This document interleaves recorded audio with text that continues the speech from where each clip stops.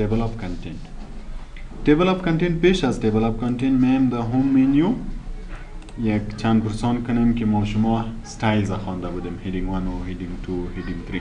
کی گفتم میتونی به خاطر چی بدم؟ فرق قسم ما چیه؟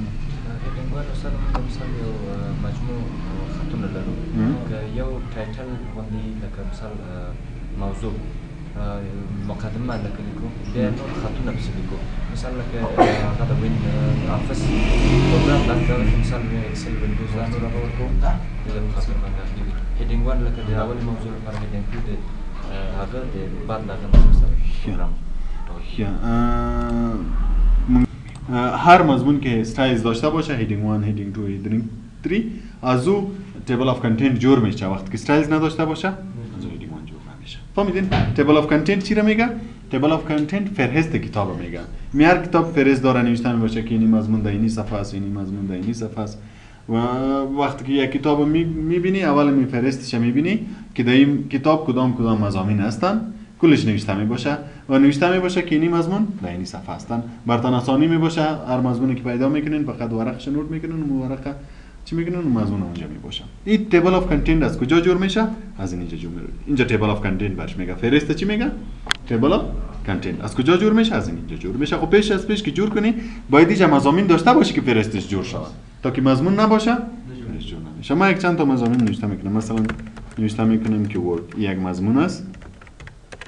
میگم ورد پروسسور.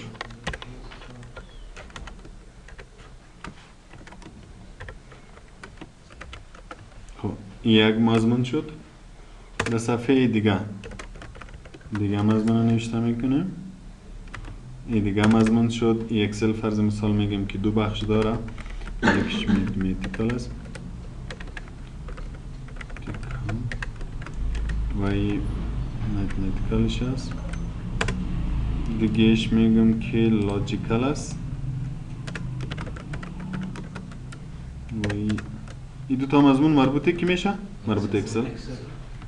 در اینجا یک مضمون دیگه دارم به نام اکسس.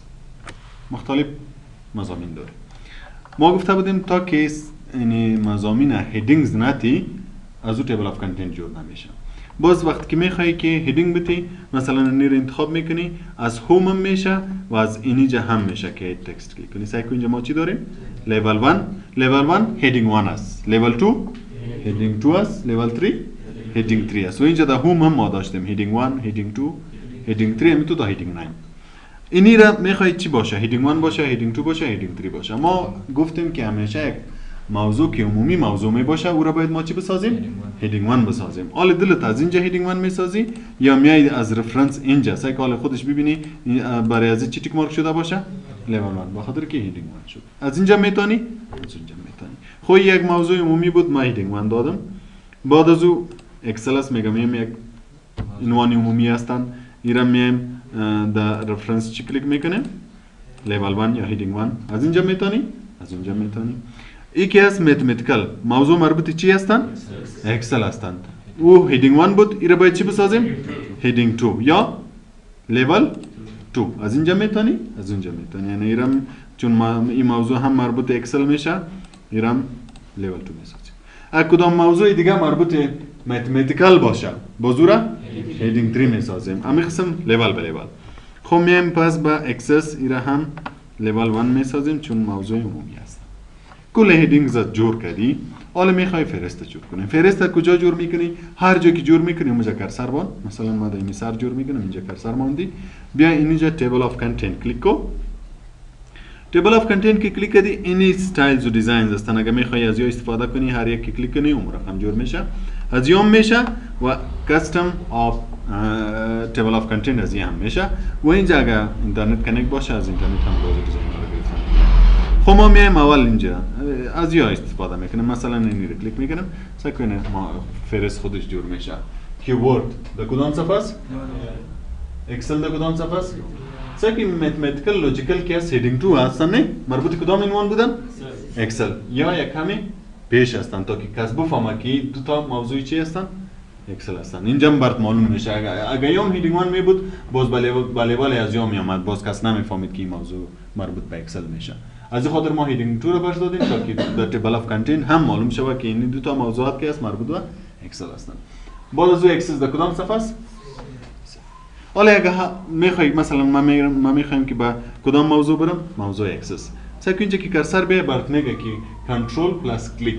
کنترل بگی کلیک کو تا که چی کنه اون موضوع رو بیاره. ما ایره کلیک میکنیم، کنترل میگیریم، کلیک میکنیم. راستن کدام موضوع رو میاره؟ کدام موضوع رو آورد؟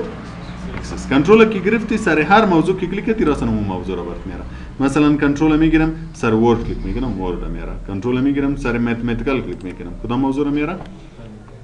اینی رو چی میگه؟ تیبل آف کانتنت. فهرست چی میگه؟ تیبل آف کانتنت میگه. در انگلیسی فهرست تیبل آف کانتنت میگه. حالی تیبل آف کانتنت جور شد. بعد از اگه ما یک موضوع رو اضافه میکنم، مثلا حالی اینجا یک عنوان دیگه هم اضافه میکنم به نام ویندوز.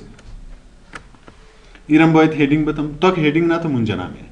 کلیک میکنم اگه موضوع عمومی باشه هیدینگ 1 مربوط به کدام عنوان باشه هیدینگ 2 از اینجا میتونی از اونجا میتونی نه هیدینگ 1 سرش اپلای کنی. حالا اگه ما در فهرست بیام ویندوز از دهیم نیست بخاطر که ایره حال جور که ویندوز حال نوشته کردم نه. باز چی کار میکنی؟ ایره کلیک میکنی اینجا می آپدیت تیبل کلیک میکنی. آپدیت تیبل کلیک کو. ایره که کلیک کنی اینجا دو آپشن داره. آپدیت پیج نمبرز اونلی، آپدیت انتایر تیبل. آپدیت پیج نمبرز اونلی که چی کار کنه که نمبرایش تنها بر آپدیت کنه. در صورت استفاده میکنه که مثلا اکسس در کدام صفحه بود؟ در 3 ایره انتقال داده باشی به کدام صفحه دیگه 4 5. تنها میخوای که نمبرها چنج شود که در هر صفحه رفته باشه اون شماره اینجا شود. و در صورتی که چیز اضافه و کم کرده باشی مثلا حالا ما یک موضوع رو اضافه کردم نه یا کدام موضوع رو کم کرده باشی باز کدام آپشن کلیک میکنی انتایر تیبل که مکمل تیبل رو تبدیل کنه. اوکی کو چی هم اومد در کدام صفحه است؟ حالا اگه ما ایره از صفحه 3 انتقال بتم به دیگه صفحه مثلا اینجا کرسر ماندم و کنترل انتر رفت به دیگه صفحه. حالا میم بخاطر که آپدیت شود کرسر بان اینجا آپدیت تیبل یا رایت کلیک آپدیت فیلد. آپدیت فیلد اونجا آپدیت تیبل کلیک کو میگم آپدیت انتایر تیبل یا نمبر. حالا چون تنها شماره چنج شده میره کلیک میکنیم اوکی کو. ویندوز در کدام صفحه رفته؟ ایره میگه تیبل آف کانتنت. فهمیدین؟ خب ایره پس دیلیت میکنیم. باز فعلا ما اول از یا انتخاب کردیم که دیزاین های جور شدگی بودن. اگر خودت جور میکنی یا خودت میخوای تغییرات بیاری باز چی رو کلیک میکنی؟ کاستم تیبل آف کانتنت. ایره کلیک کو. ایره که کلیک کردی سعی کن اینجا برات میگه در پرینت پریویو که هیدینگ 1 که است نسبت به هیدینگ 2 این طرف است. هیدینگ 2 که است یک کمی پیش شروع میشه، هیدینگ 3 پیش شروع میشه. این قسم برات وقت که عناوین هیدینگ 1 باشه در این قطار میام مثلا اگه هیدینگ 2 مربوط به هیدینگ 1 باشه در این قسم هیدینگ 3 مثل پیشتر که میتونید خیلی لاجیکال اینجا برات نشان میده. شمارهشان در کجا می باشه؟ در اینی طرف می باشه، در بینشان اینی تگ لاین هم می باشه. حالا اگه میگی که پیج نمبرش نداشته باشه تنها عناوین بیه باز میتونی که شو پیج نمبر رو پاس کنی تا که چی شود؟ پیج نمبر هیچ نبیه. پس کلیک کنی پیج نمبر بیه. و اگه می لاینش هم میخوای که نباشه کلیک کو لاینش نمیه راستن شماره کجا میه؟ پالوی عنوان میه. و اگه کلیک کنی باز لاین دبا باینش میه. لاین دیزاینش رو میخوای چنج کنی دیزاینش چنج کردن میتونی که این قسم لاین باشه و قسم لاین باشه هر لاینی که میخوایی.